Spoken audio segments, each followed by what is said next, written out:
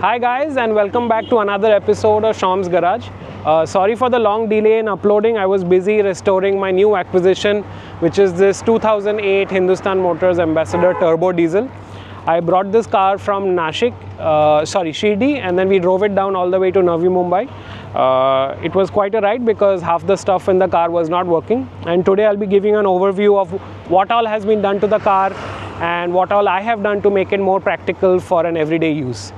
So guys, as I was saying, a lot of work has gone into restoration of this vehicle. We can call it a resto sort of modernization of the car. I have made small changes in the car which make it more useful for a practical everyday car. The car is extremely reliable. It's a 2008 model Isuzu Turbo Diesel. It came with an intercooler. The same engine is used in other parts of South Asia, but it did not have a intercooler. This particular model comes with a 2-liter turbocharged engine. So I'll show you what all changes has been done externally as well as internally. As you can see, externally we have refurbished all the parts. We have gotten new bumpers for the front and the rear, new grills, but as you can see, the headlights is something that we have worked on. The headlights is a custom LED headlight which is extremely powerful with a high and low beam, because the original headlights, which were 7-inch sealed beams, which you would have seen in my previous cars, those don't really have the right throw. But let me give you an overview of the car now. As you can see, I have changed the alloy wheels. I have changed the steel rims to alloy wheels. These alloy wheels are made by a Coimbatore manufacturer called Supertech Alloy Wheels. They are the only ones that make alloy wheels for the PCD of the Ambassador, which, if I remember correctly, is 127.5. The tire size continues to remain original, which is 165 by 80 R15. What many people end up doing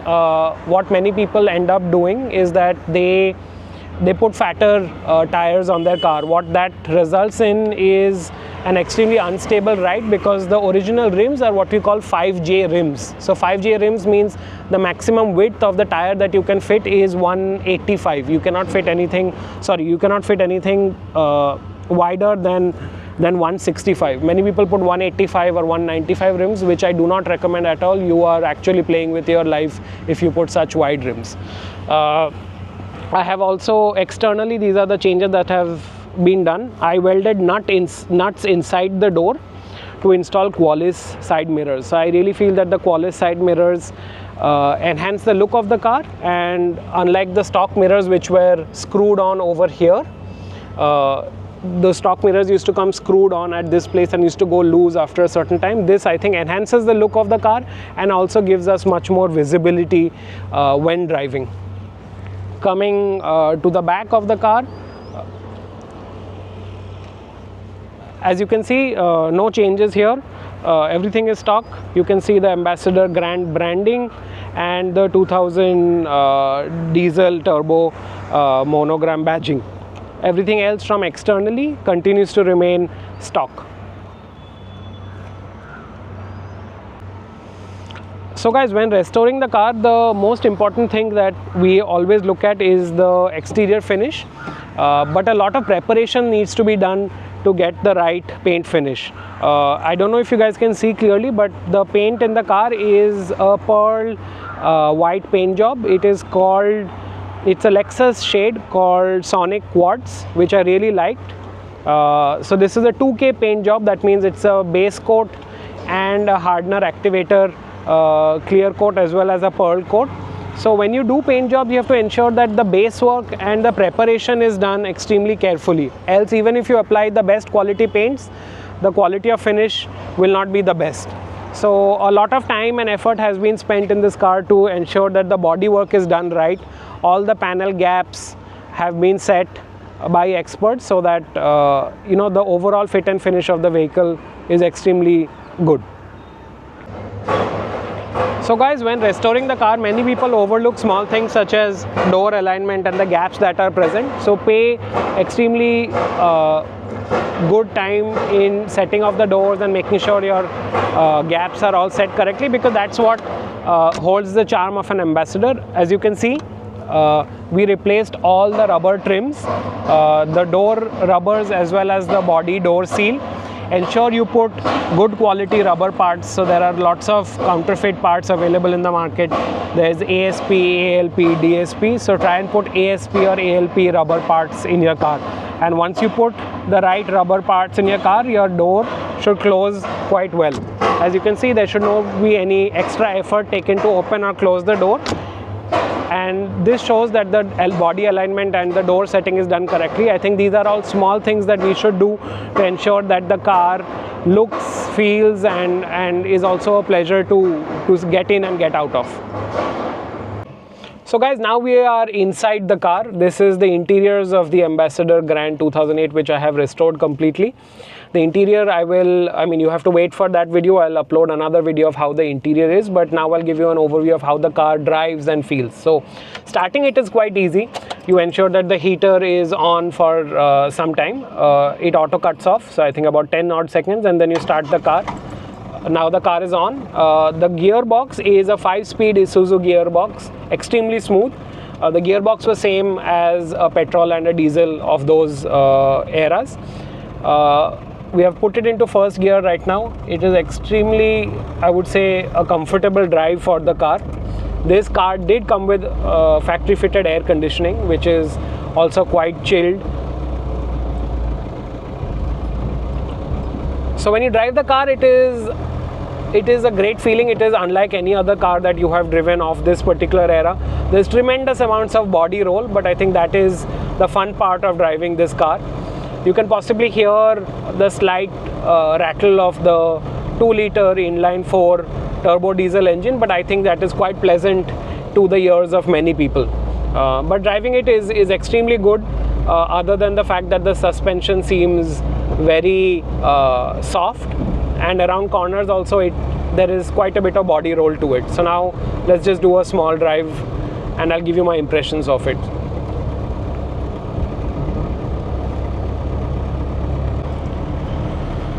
So guys, unfortunately the speedometer is not working. That's some work that we have to do, but these are the perils of owning and driving a classic car. Things break and things stop unexpectedly. But it's quite a pleasure to drive, as I keep saying over and over again. This is the ultra smooth Isuzu gearbox that HM manufactured under license from Isuzu. It is a 5-speed. It is quite tall at some gears actually, but it is still, nevertheless, it's very easy to drive. The gearbox is done in such a way that you can even start the car on the second or third gear. The air conditioning is extremely efficient. As you can see, the only thing that I have installed over and above this is an aftermarket sort of controller for the AC, so that it's almost like a part-time automatic climate control system. But that's the only sort of modification that I have done to the air conditioning. Everything else remains pretty much stock.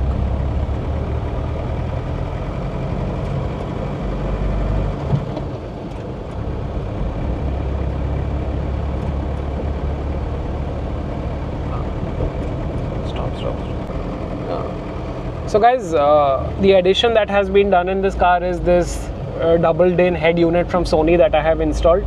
I have had bad experiences with other head units, namely the Android head units. I don't think they do the right work, so I've installed this double din Sony head unit. The good thing about it is that the chassis is single din, so it fits in the single din slot. Other things which came with the car is this Mercedes style center console of power window switches. This is inspired by the Mercedeses of that era, the W124s and so on. So you can control all 4 windows from here, though the rear seats get power window switches at the door itself, but for the front, these are the only switches where you can control the window up and down motion. So guys, now we'll talk about the heart of the car, which is the engine. A lot of restoration and repair work has been done in the engine and the mechanical bits of the car also. So let's talk over what all has been done. Let me open the engine bay and let's get started. So you open the engine bay quite easily. There is no hydraulic struts. It's all mechanical, which locks in over here. And this is the engine bay of the Ambassador 2000 diesel turbocharged engine. This is an engine that is developed by Isuzu but manufactured by Hindustan Motors in their plant in Hooghly in West Bengal. It's no longer manufactured now. It is called the 2004 DT. This is inline 4-cylinder 2000cc displacement turbocharged engine. When we brought the car, a lot of stuff was missing. So as I told you, we got the car from Nashik, from Shirdi. When we were coming, there was extreme loss in the power of the car, and we realized why is because all of these hoses that you see for the intercooler, these were all broken. So we had to replace all of these hoses. We of course cleaned the intercooler completely, took out all the oil. We ensured that all the hoses are renewed, all the pipes are fixed, so that we get the right optimal power output. You have to ensure that these things are done, and that's why a diesel engine will last much longer in the long run. Other than that, the other modification that we have done is in the power steering. This pump that you see here is not the original power steering pump, though the mounting points are quite similar. We have put the old Bolero power steering pump in this car, so that it gives a more lasting performance compared to the stock one, because the stock one you don't really get parts to repair that anymore. But for the Bolero power steering pump, you get all the parts, including the rotor and the pump internals. So this is the only change that has been done. Everything else continues to remain stock.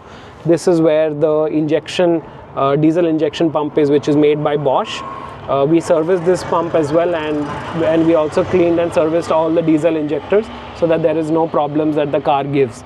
Other than that, the engine bay is pretty much stock. This is where the air conditioning compressor sits.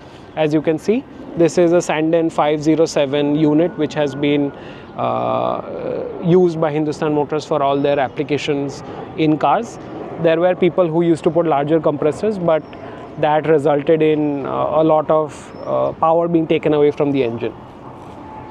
So guys, yeah, so this is a mechanical overview of what we have done to the car. It drives extremely well, as I keep saying over and over again, and it's a pleasure to take on long drives. The furthest I've taken this is the outskirts of Mumbai, so I'm hoping to do some longer trips with the car maybe this year, before the year ends. I hope you guys liked the video, and in the next video we will dive into the interiors of the car and see what all has been done and what all has been refreshed to make it more practical and new. So thanks for watching, guys. Do leave your comments and suggestions in the comment section. Do like and share the video, and feel free to message me on Instagram if you have any queries. Thanks again for watching the Shom's Garage YouTube channel.